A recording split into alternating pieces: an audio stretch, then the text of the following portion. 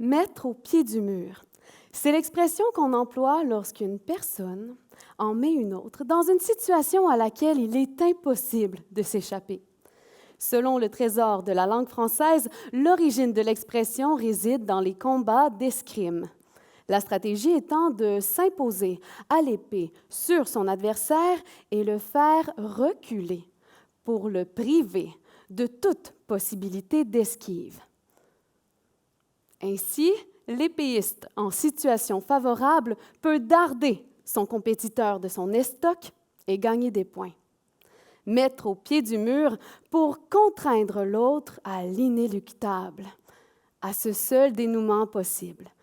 Contraindre, c'est donc restreindre les possibilités.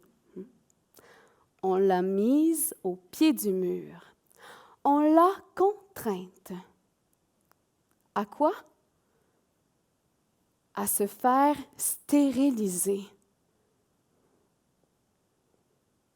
OK, donc toi, tu n'as pas de travail, tu bois, tu négliges tes enfants, mais t'en voudrais d'autres. C'est irresponsable. Même si les pensionnats, c'est terminé, tu vas les perdre, tes enfants. Cette fois-ci, ça sera aux mains de la DPJ, c'est tout. Écoute, c'est comme ça que ça fonctionne ici. Après 3 bébés, tu te fais stériliser. Ils et elles sont des professionnels de la santé. Mais ils et elles sont aussi des athlètes olympiens du sophisme, à manier les mots comme on manie l'épée. Et elle,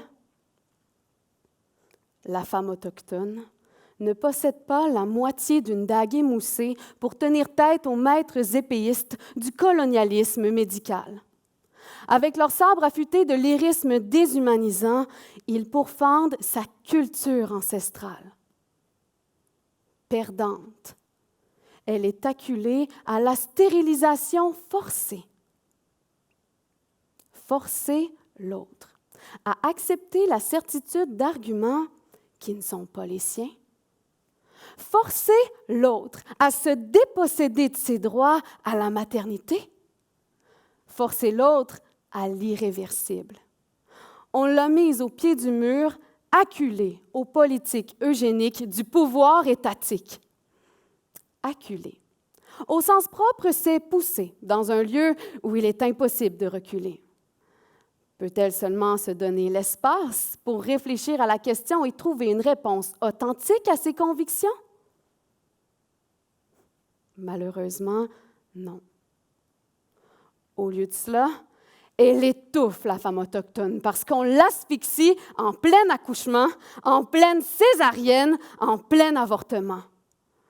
On lui fait respirer le gaz amer de la culpabilité. On l'endort sur une berceuse dont la langue n'est pas la sienne, puis on lui ligature les trompes. Et pour que jamais elle n'oublie, on l'asperge du parfum horripilant de la honte. Celui qui colle à la peau et qui persiste, peu importe le nombre de lavages, car c'est son âme qui est tachée d'injustice. Et si elle refuse, elle fait partie de ces semblables autochtones sur qui est apposé le sceau de la vermine. On lui reproche même de contester les bienfaits des progrès de la médecine. Alors, elle accepte. Elle se reconnaît comme le problème, mais espère qu'on l'accueille en solution. Au pied du mur, elle est restée. Sur son tapis souillé, on a essuyé toute trace d'inégalité et d'injustice qui colle à la semelle des bottes des colonialistes. Puis impunément, ils ont passé le pas. Puis ils sont entrés au Parlement, sans tâche. Derrière elle, s'est refermée la porte du rêve égalitaire. À ses oreilles, le canon du verrou tonne la déchirante mélopée qu'elle est femme, autochtone, déficiente, déviante. Dépouillée de ses droits, dévêtue de toute dignité, elle reste acculée à ce mur infranchissable que l'État a érigé brique par brique, loi après loi. Mettre au pied du mur pour coloniser, pour annihiler.